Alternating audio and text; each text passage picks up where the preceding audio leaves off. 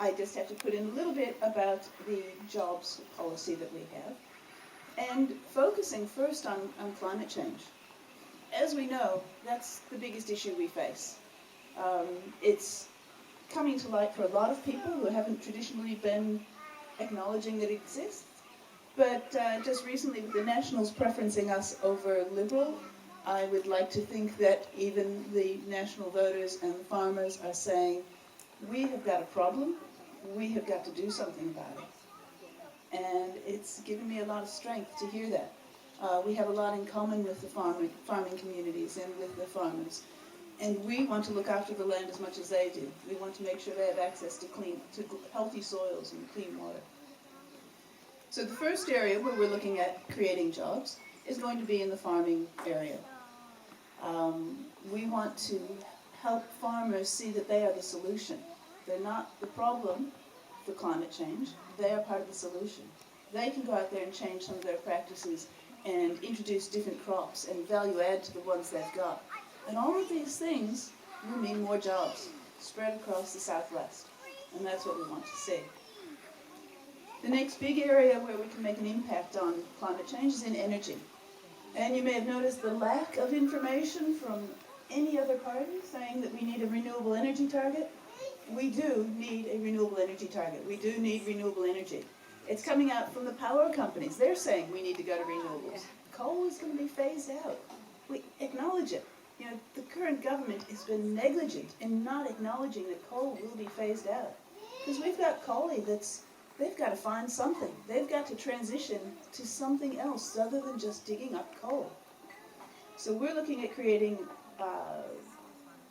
100% renewable energy for the state by 2030. And we know it can be done. And it can be done cheaper than going down the traditional routes. And with that, of course, come jobs. In each different sort of form that we do, there's going to be work to be done. There's going to be manufacturing jobs, and there's going to be management jobs and operations jobs. And we can do that. Solar panels, rooftop solar alone, has taken off in WA so much stronger than they ever expected. We were making the panels here in 2007, and then we stopped, just as the market was picking up. Makes no sense. So that's an area where we're going to change things. Well, we're going to change things.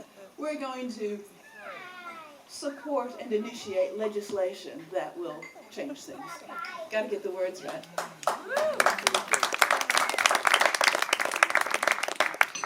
Now the next thing is the forests. You know, dear to our hearts. Some of the places I've seen driving around the countryside, the Southwest, it's beautiful. And you know, I look now with different eyes because I feel that I'm going to be there able to do something soon. And each time I pass a different spot, it's like, oh, I wonder when that was logged and how long ago, when it was burned last, what that's gone in it to do, management. I mean, we've changed the forests. They're not the same as they were when Europeans arrived. They're different. They've been changed. They've been logged. They've been burned. They've been, you know, so many things have happened. And we need to manage them. We need to manage them not for profit, not for financial gain. We need to manage them for the forests. Yay. Because we want healthy forests. Yay. Now, as Chrissy pointed out, Richard over there is leading the challenge, leading the way, showing people that this can be done. And it can be done without financial loss. You can make a profit out of managing the forest for the health of the forest. It'll be my job in Parliament to get that message across to everyone else. Sounds good! Along with managing the forest, which means, you know, some thinning to make them more likely to survive, because they just can't be the same as they have. With reviewing at fire practices, and possibly burning where it's needed to be burned, where that's the best option. But finding other methods, where there are other methods, where we can still protect the people who live in the area, and we can still protect the biodiversity. There's a lot of research to be done. And that research, there's another area. We want more research in our universities. We've got lots of kids going through there doing environmental studies, and they're saying, oh, there's no jobs when you come out. Well, we're going to have some jobs when they come out.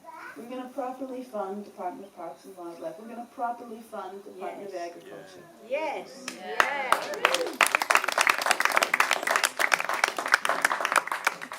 And we're going to make the Southwest, the center of it. And don't tell anybody else up in the Greens and Perth. They think they're the center, but I know the jobs are going to be down here.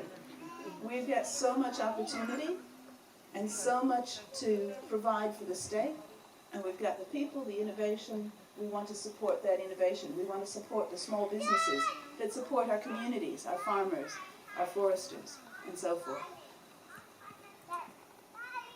And the last one, as I said, the other part was, along with Department of Parks and Wildlife and the Agriculture Department, the rest of our services to the regions have been decimated. They're just not thinking of us. They, education money's been pulled out, health funding's been pulled out, all of it.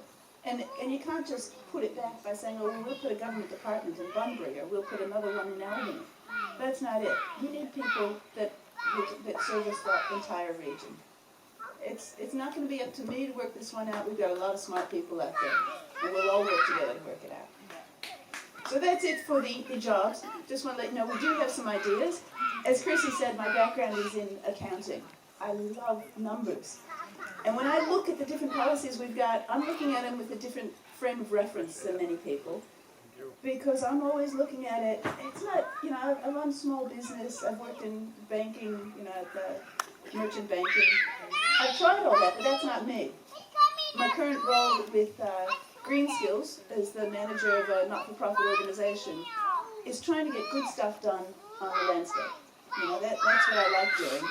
But I'm still looking at it with that accountant brain in there, saying, how can I sell this to other people? How can I get them involved and make them want to do and be a part of it? And that's by valuing our future.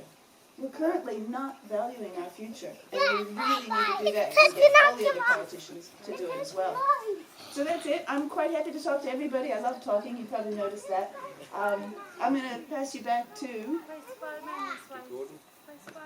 Gordon. So Gordon, to introduce himself to everyone.